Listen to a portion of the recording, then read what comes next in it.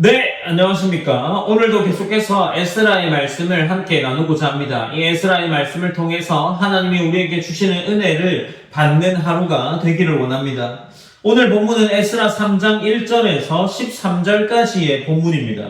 어제 말했던 것처럼 계속해서 하나님은 이 포로기에 무너졌던 이스라엘 백성들의 신앙을 다시 세워가는 그런 모습을 보여주고 있습니다. 에스라 2장의 내용이 어떤 내용이었습니까? 하나님께서 그분의 백성의 이름들을 기억하셨고 다시 예루살렘으로 부르셔서 이 하나님의 성전을 다시 세우고 그들의 신앙을 다시 세우는 첫 걸음을 내딛게 하시는 장면이라고 함께 나눴습니다. 우리는 이 2장의 본문을 통해서 그 귀한 공동체의 명단으로 하나님이 이스라엘 백성들을 잊지 않으시고 자기 백성들을 잊지 않으신다는 것을 함께 나누고 기도했습니다. 이제 본문은 3장으로 이어지면서 3장에서 그 기억의 은혜가 실제 예배의 회복으로 이어지는 장면을 보여주고 있습니다.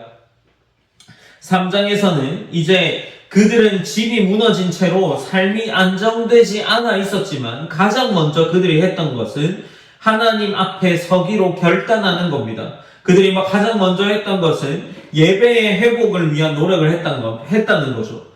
이것은 단순한 종교 행위가 아니라 삶의 우선순위를 다시 세우는 신앙적인 모습을 보여주고 있는 겁니다. 하나님의 중심이 올바르게 서지 않으면 그들 가운데 어떠한 재건도 의미가 없다라는 것을 보여주고 있는 거죠. 본문 1절은 이제 이렇게 기록하고 있습니다. 이스라엘 자손이 각자의 성읍에 살았더니 7째 달에 이르러 일제히 예루살렘에 모인지라 라고 기록을 하고 있습니다. 7째 달은 유대력으로 볼 때 굉장히 중요한 절기가 있었습니다. 속죄일과 초막절이 있는 달이었죠. 그들은 그 시기를 기다리면서 무너진 성전 자리에 모여 하나님께 제단을 쌓습니다. 이 제단을 쌓고 무너진 자리에 모인다라는 것은 이제 예배가 이 개인의 신앙으로 멈추어 있는 것이 아니라 그들이 다시 한번 하나님의 백성인 공동체로 신앙을 회복하고 있는 그러한 모습을 보여주고 있는 거죠. 이어지는 본문 3절에서는 무리가 모든 나라 백성을 두려워하여 제단을 그 터에 세우고 그 위에서 아침 저녁으로 여호와께 번제를 드리며 라고 기록을 하고 있었습니다. 그들 가운데에는 두려움이 있었습니다. 아직 주변의 민족들의 위협이 있었고 그들이 포로 기환한 지 긴 시간이 지나지 않고 안정되지 않은 상태였지만 그들 가운데 두려움이 존재했던 거죠. 그러나 그들이 두려움을 가졌음에도 불구하고 그들이 멈추지 않았던 것은 그들이 예배를 세워가는 일을 멈추지 않았다는 겁니다. 신앙이 무엇입니까? 두려움이 없을 때 지키는 것이 아니라 그들이 가진 두려움 속에서도 하나님을 선택할 수 있는 것이 바로 신앙이라는 것을 보여주고 있는 거죠.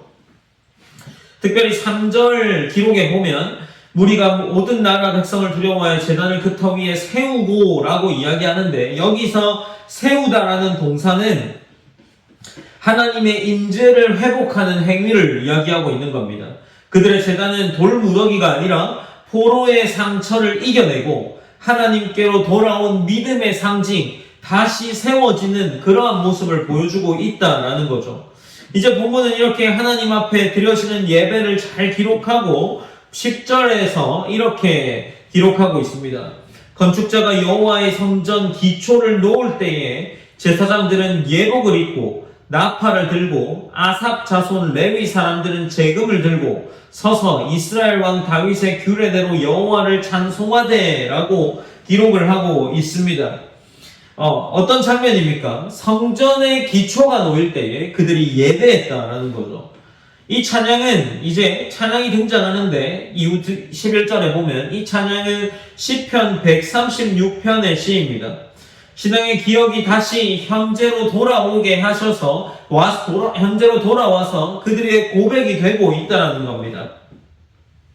옛 신앙의 기억이 다시 현재로 소환되었고 그 자리에는 울음이 있었습니다. 11절 본문에 보면 모든 백성이 여호와의 성전 기초가 놓임을 보고 여호와를 찬송하며 큰 소리로 즐거이 부르며 라고 기록을 이어나갑니다. 그리고 12절에서는 제사장들과 레위 사람들과 나이 많은 족장들은 첫 성전을 보았으므로 이제 이 성전의 기초가 놓임을 보고 대성통곡하였으나 라고 기록하면서 여러 사람은 기쁨으로 크게 함성을 지르니 라고 기록을 하고 있는 겁니다. 그 자리에는 기쁨과 대성통곡이라는 것이 함께 존재했습니다. 많은 제사장들과 레위인들이 족장 옛 성전을 본 사람들이 크게 울었다라고 이야기를 하는 이유가 무엇이겠습니까? 그들이 다시금 성전을 세울 수 있다는 기쁨이 있었을 수도 있습니다. 그러나 그들 마음 가운데 한편에 이전 성전보다 더 작은 성전을 보고 그들의 마음 가운데 안타까움과 통회의 마음이 있었을지도 모르겠습니다. 그러나 그들의 모습 속에서 집중할 수 있는 것은 성전이 완성된 것이 아니라 기초만 놓였음에도 불구하고 그들이 그만큼 기뻐할 수 있었다는 겁니다. 결과가 아니라 그들이 시작하는 것, 하나님을 예배하기를 곧장 시작하는 가운데에도 그들이 그만큼 기뻐할 수 있었다라는 거죠. 하나님을 향한 방향이 정해진 겁니다. 건축의 기초를 보고 그들이 방향을 잡고 하나님께 나아감을 기뻐하는 거죠. 오늘 우리의 삶의 예배도 어쩌면 마찬가지입니다. 우리는 마치 완벽히 준비된 상태에서 하나님을 예배하는 것만 하나님이 받으실 것이라고 생각하고 있을지 모르겠습니다. 그리고 내가 마치 준비되지 않았으면 나는 하나님께 예배를 드릴 자격이 없다라고 생각을 하며 지내고 있을지도 모르겠습니다. 그러나 그들 성전이 만들어지고 있을 때, 성전이 다시금 재건될 때 그들의 삶의 모습이 어떠했습니까? 그들의 삶의 모습은 예배의 자리에 있었고, 누군가는 정말 기쁨으로, 누군가는 안타까움과 기쁨의 탄식으로 대성통곡했다라고 기록을 하고 있는 겁니다. 이제 본문 13절에서는 백성이 크게 외치는 소리가 멀리 들림으로 즐거이 부르는 소리와 통곡하는 소리를 백성들이 분간하지 못하였더라 라고 기록하고 있습니다. 울음과 찬양의 소리는 구분되지 않을 만큼 뒤섞여 있었지만 하나님께서 그 모든 소리를 들으셨을 겁니다. 그리고 그 소리는 멀리까지 들려졌습니다. 어떻습니까? 우리의 삶의 모습 속에서 우리는 완전한 것만 추구하고 내가 마치 부족하면 하나님이 받지 않으실 것이다 라고 생각하기도 합니다. 그리고 늘상 여러 번 제가 얘기했던 것처럼 마치 대단한 삶이어야만 하나님이 그의 삶을 칭찬하시고 그의 삶을 붙들어 사용하신다 라고 생각하는 것만 같습니다. 그러나 오늘 본문에서는 하나님이 완성되지 않은 성전을 세우셨음에도 불구하고 그 모든 자들이 그 일을 보고 예배의 자리에 참석하여 대성통곡하고 기뻐하고 누군가는 울고 그 소리가 멀리까지 들렸다라고 기록하고 있습니다.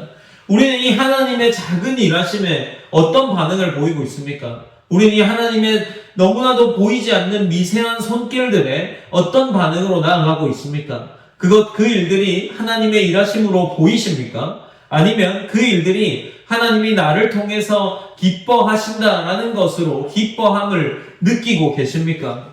우리가 이러한 것들을 보고 함께 고민하고 우리의 신앙을 다시금 바른 방향으로 붙잡아야 할 겁니다. 무너진 삶을 세우는 가장 기초에 하나님이 예배하는 일을 하신다라는 것을 기억하면서 우리의 가장 미천에 무엇이 있는지를 고민하시고 우리가 기도할 때 그 미천의 가장 기초에 있는 것이 예배임을 예배로 세워갈 수 있기를 기도했으면 좋겠습니다. 그리고 두 번째로 그들이 어떤 상태에서 예배했는지를 기억했으면 좋겠습니다. 오늘 본문 3장 3절에 보면 무리가 모든 나라 백성을 두려워하여 라고 기록하고 있습니다. 그들이 두려움 가운데 예배를 세웠습니다. 두려움 가운데에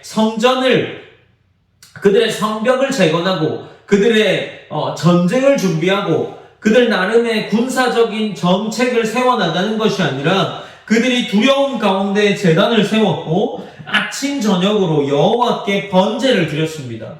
그러니 어떻게 해야겠습니까? 두려움과 불완전함 속에서 우리는 하나님을 먼저 예배할 수 있는 신앙을 가져야 한다라는 것을 기억하며 나아갔으면 좋겠습니다. 우리가 그것을 기억하며 함께 하나님께 기도하며 나아가는 귀한 아침의 시간이 되었으면 좋겠습니다. 기도하겠습니다. 사랑하는 하나님 감사합니다. 하나님 오늘 하루를 시작하면서도 동일하게 에스라의 말씀을 함께 나누고 살핍니다. 이 에스라의 본문에서 말하는 것이 무엇입니까? 하나님께서 가장 기초를 세웠음에도 불구하고 그들은 예배로 기뻐했다라는 겁니다. 그리고 그들이 두려움 가운데 있었지만 그들은 다른 것들을 준비하지 않고 하나님을 예배하는 일을 여전히 힘쓰고 있었다는 거죠.